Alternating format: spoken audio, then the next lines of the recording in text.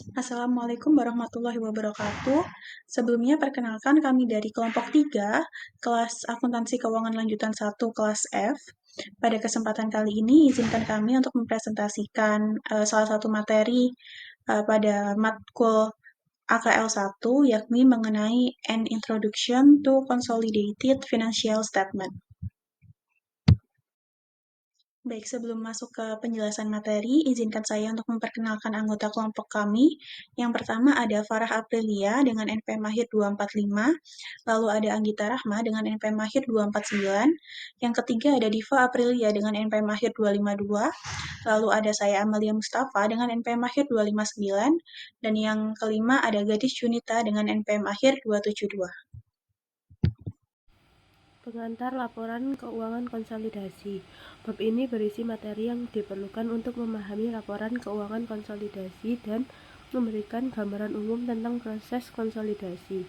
Metode akuisisi akuntansi untuk penggabungan usaha diterapkan dalam bab ini. Laporan keuangan konsolidasi yang diperlukan mencakup neraca konsolidasi, laporan laba rugi konsolidasi, laporan laba ditahan konsolidasi atau laporan perubahan ekuitas pemegang saham konsolidasi, dan laporan arus kas konsolidasi. Kombinasi bisnis yang diselesaikan melalui akuisisi saham. Konsep akuntansi penggabungan usaha berdasarkan prinsip akuntansi yang berlaku umum atau GAAP ASC 805 mencakup penggabungan di mana satu atau lebih perusahaan menjadi anak perusahaan dari perusahaan induk. Sebuah perusahaan menjadi anak perusahaan ketika perusahaan lain memperoleh kepentingan pengendali dalam saham berhak suara yang beredar. Biasanya satu perusahaan memperoleh kendali. Setelah hubungan induk dan anak perusahaan terbentuk, pembelian saham anak perusahaan tambahan bukan merupakan penggabungan usaha. Dengan kata lain, entitas yang terpisah hanya dapat bergabung satu kali. Menambah kepentingan pengendali sama saja dengan sekadar melakukan investasi tambahan. Entitas pelapor. Akuisisi membawa dua perusahaan yang sebelumnya terpisah di bawah kendali satu tim manajemen.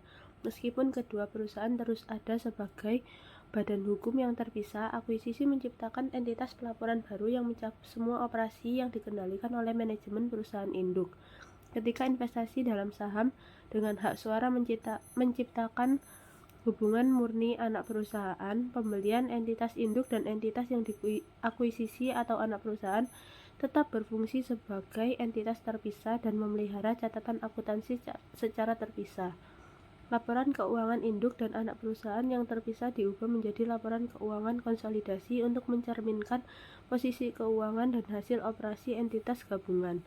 Entitas pelapor yang baru bertanggung jawab untuk melaporkan kepada pemegang saham dan kreditor induk dan pihak berkepentingan lainnya.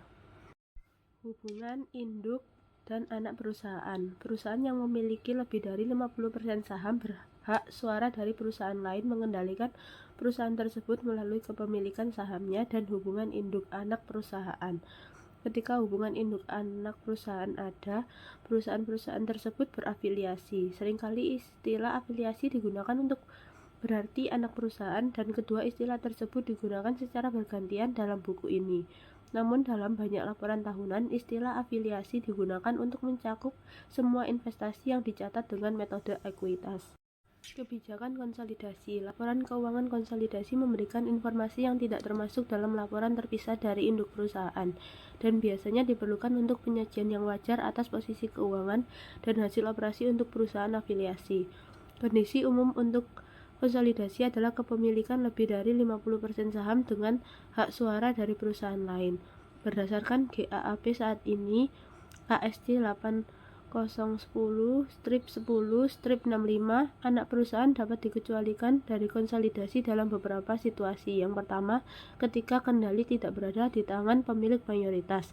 Yang kedua, pembentukan usaha patungan. Yang ketiga, akuisisi aset atau kelompok aset yang bukan merupakan bisnis.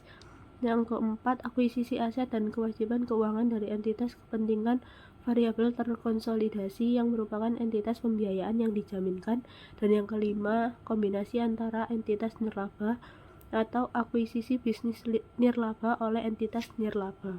Pengungkapan kebijakan konsolidasi diperlukan untuk melaporkan pengecualian, misalnya ketidakmampuan untuk mengendalikan terhadap konsolidasi yang diperlukan dari semua anak perusahaan yang dimiliki mayoritas. Selain itu, GAAP mensyaratkan daftar pengungkapan yang luas. Pengungkapan diperlukan untuk yang pertama periode pelaporan yang mencakup kombinasi bisnis.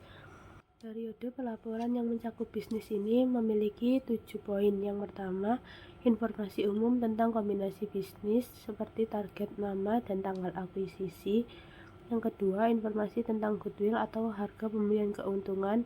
Yang ketiga, sifat, ketentuan, dan nilai wajar dari imbalan yang ditransfer. Keempat, rincian tentang aset, kewajiban, dan kepentingan non-pengendali tertentu. Yang kelima, pengurangan dalam penyisian penilaian aset pajak tanggungan pembeli yang sudah ada sebelumnya. Yang keenam, informasi tentang transaksi yang dicatat secara terpisah dari kombinasi bisnis. Lalu yang ketujuh, informasi tentang akuisisi bertahap. Yang kedua, ada kombinasi bisnis yang terjadi setelah periode pelaporan tetapi sebelum laporan keuangan diterbitkan. Yang ketiga, jumlah sementara yang terkait dengan kombinasi bisnis. Dan yang terakhir, penyesuaian yang terkait dengan kombinasi bisnis. Baik, selanjutnya saya akan membahas tentang neraca konsolidasi pada tanggal akuisisi, di mana entitas terkonsolidasi adalah entitas pelaporan fiktif atau konseptual, di mana entitas ini didasarkan pada asumsi bahwa entitas hukum dan akuntansi yang terpisah dari induk perusahaan dan anak perusahaannya dapat digabungkan menjadi satu set laporan keuangan yang bermakna untuk tujuan pelaporan eksternal. Nah, bagaimana sih kalau induk perusahaan mengakuisisi 90% saham anak perusahaan dengan adanya goodwill? Nah, berdasarkan metode akuisisi, semua aset dan kewajiban anak perusahaan dilaporkan menggunakan 100% dari nilai wajar pada tanggal penggabungan. Dan berdasarkan itu, harga yang dibayarkan oleh induk perusahaan untuk kepentingan pengendalinya tuh eh, bahkan ketika induk perusahaan mengakuisisi kurang dari 100%, maka baik kepentingan pengendali maupun non-pengendali akan dilaporkan berdasarkan nilai wajar pada tanggal akuisisi.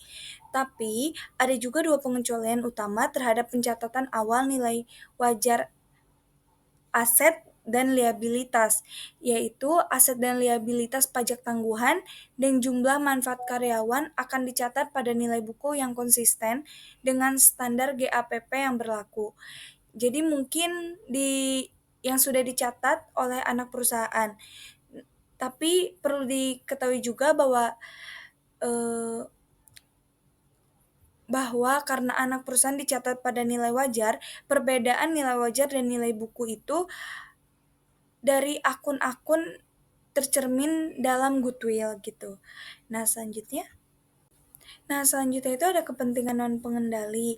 Jadi, kepentingan non pengendali ini itu perusahaan memasukkan semua aset dan liabilitas anak perusahaan dalam neraca konsolidasi dan mencatat bagian kepentingan non pengendali atas aset bersih anak perusahaan berdasarkan nilai wajar secara terpisah dalam ekuitas pemegang sahamnya.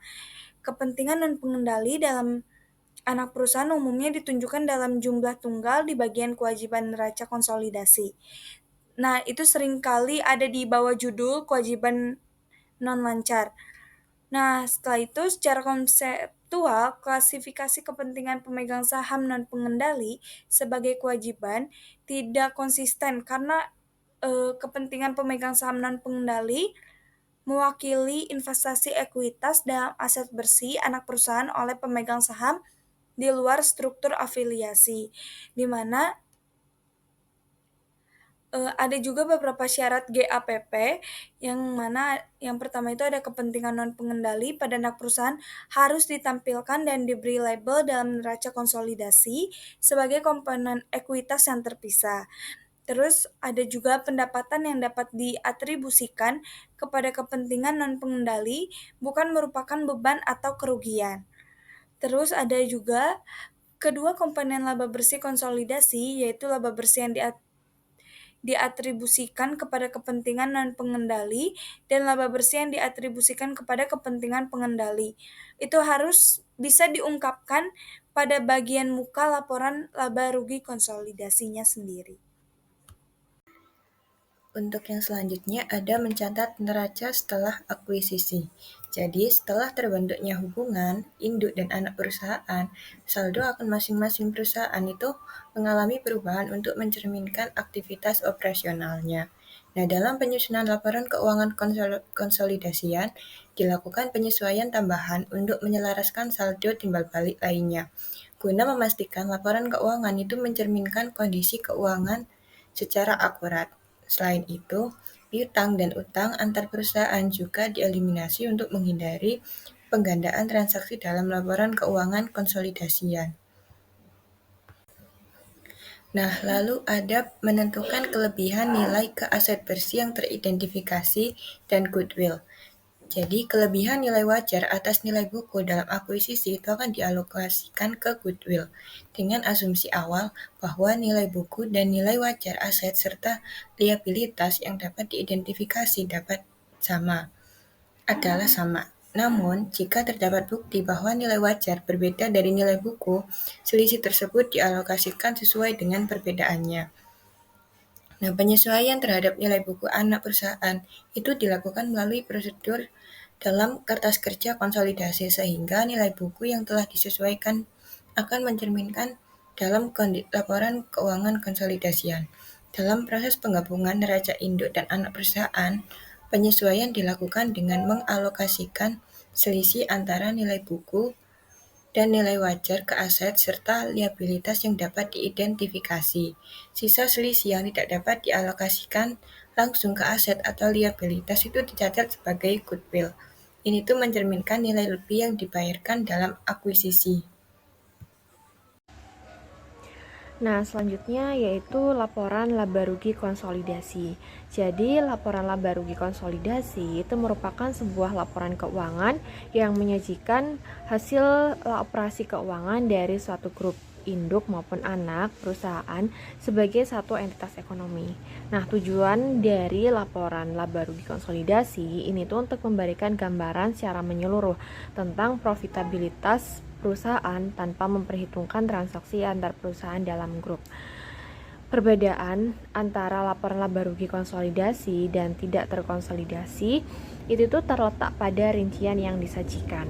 Jika laporan laba rugi konsolidasi itu menggabungkan hasil perusahaan dari induk dan semua anak perusahaan menjadi satu laporan, sedangkan laporan laba rugi tidak terkonsolidasi itu hanya mencerminkan pendapatan dan beban yang langsung berkaitan dengan perusahaan induk saja. Berdasarkan GAAP, laba bersih konsolidasi itu adalah laba bersih dari grup konsolidasi. Laporan laba rugi konsolidasi itu juga harus jelas memisahkan pendapatan yang dapat diatribusikan kepada kepentingan pengendali maupun non-pengendali. Laba bersih di konsolidasi itu juga merupakan pendapatan bagi pemegang saham dari grup konsolidasi.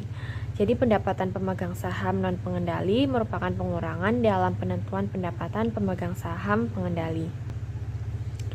Nah, misalnya jika induk perusahaan menjual barang dagangan kepada anak perusahaan ataupun sebaliknya, akan ada itu pembelian dan penjualan antar perusahaan pada pembukuan induk perusahaan dan anak perusahaan yang terpisah.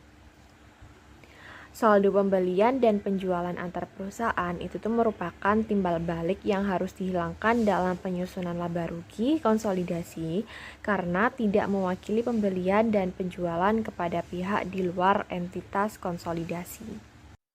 Oke, selanjutnya di sini ada push down accounting.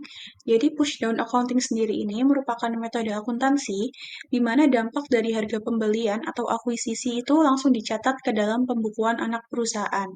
Nah, artinya ketika sebuah perusahaan induk membeli anak perusahaan, maka nilai aset dan kewajiban anak perusahaan ini akan disesuaikan dengan harga akuisisi, bukan hanya menggunakan nilai buku sebelumnya. Nah, lalu selanjutnya ada syarat dari SEC atau Securities and Exchange Commission. Syaratnya di sini ada dua. Yang pertama yakni anak perusahaan harus dimiliki hampir sepenuhnya oleh induk, sekitar 90%. Lalu yang kedua, anak perusahaan tidak boleh memiliki utang publik atau saham preferen. Nah, selanjutnya di sini ada penyesuaian dalam pembukuan anak perusahaan. Yang pertama ada penilaian ulang aset dan kewajiban, di mana semua aset, termasuk goodwill, serta kewajiban ini dinilai ulang sesuai dengan harga akuisisi yang telah dibayarkan oleh perusahaan induk. Lalu, selanjutnya mengenai penggantian laba ditahan, yakni laba ditahan anak perusahaan ini akan digantikan dengan akun baru yang disebut dengan pushdown capital yang mencerminkan laba ditahan serta penyesuaian nilai aset. Baik, sekian presentasi dari kelompok kami. Kurang lebihnya mohon maaf. Wassalamualaikum warahmatullahi wabarakatuh.